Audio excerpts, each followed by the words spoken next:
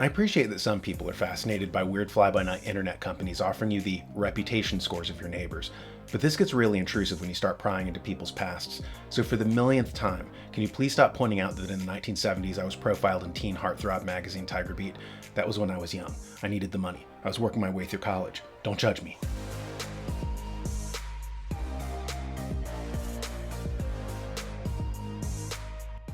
This is the third installment in the series called Kicking Away the Ladder. It profiles how the elites ascend to power, and then to prevent you from following, they change the rules so that you can't replicate their success. In this installment, we're covering how they kick away the ladder in terms of education. While oligarchs like Warren Buffett, Jeff Bezos, or Mark Cuban follow the precepts of Stoic philosophy and prize logic, they encourage your kids to have a blurrier, more emotion-based curriculum. Walter Lippmann, in his book The Phantom Public, says penetratingly, since the general opinions of large numbers of persons are almost certain to be a vague and confusing medley, action cannot be taken until these opinions have been factored down, canalized, compressed, and made uniform. The making of one general will out of a multitude of general wishes is not an Hegelian mystery as so many social philosophers have imagined, but an art well known to leaders, politicians, and steering committees. It consists essentially in the use of symbols which assemble emotions after they have been detached from their ideas. This decay of ideas into emotions is at the heart of the issue. The average child today is not trained to think logically, but to think emotionally.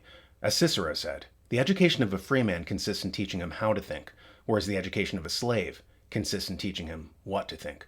Around 1910, Edward Thorndike, engaged by the oligarchs of his time to reform the educational system, said that children shouldn't be educated, they should be trained, like animals. He was going off the Russian behavioral psychologist Ivan Pavlov in his famous dog experiments. Fascinated by his findings of operant conditioning, a new technocratic elite decided to apply these tools to manipulate future generations. Instead of teaching them, efforts and resources were marshaled to training them. Hence neurolinguistic trigger words like racist, which when uttered, places a certain subset of people into a trance and can be used to mete out violence. These people aren't taught, they're trained. Cass Sunstein and Richard Thaler, in their book, Nudge, talk about choice architecture, what used to be called social engineering, and how they employ something called libertarian paternalism. The example they give is of a school cafeteria manager wanting kids to eat healthier food. The choice architect would place the healthy stuff at eye level. The kids would then be encouraged to move along a predetermined course, all lined with the nutritious food. Of course, say the authors, cakes and pies and stuff can be placed in a distant location, but it would cost extra cognitive effort to jump off the conveyor belt to get it.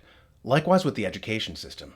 They strategically lay out things they want you to think, and of course you can always get the more substantive books yourself, but this requires you to jump off the conveyor belt, which costs extra cognitive effort. So only the smartest take the effort.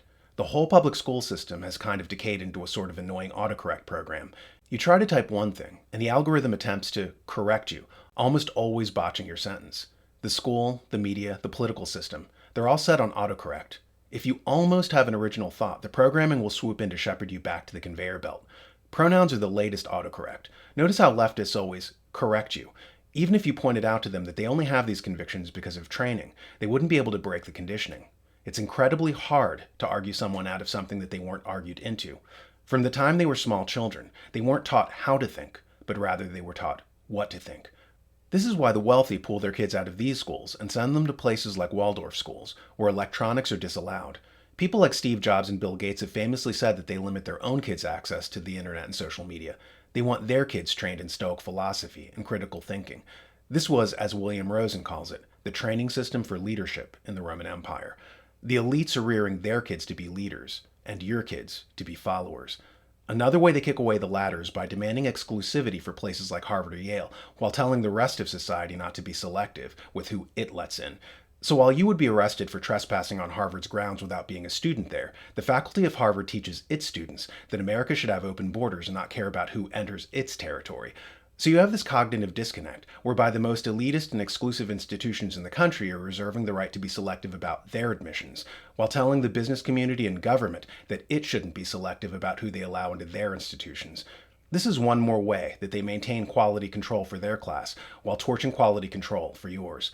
Check out this page from Harvard's website, where the Harvard University Police Department wants to maintain a safe and secure environment for the students, and tells them that if they see something, that they should say something.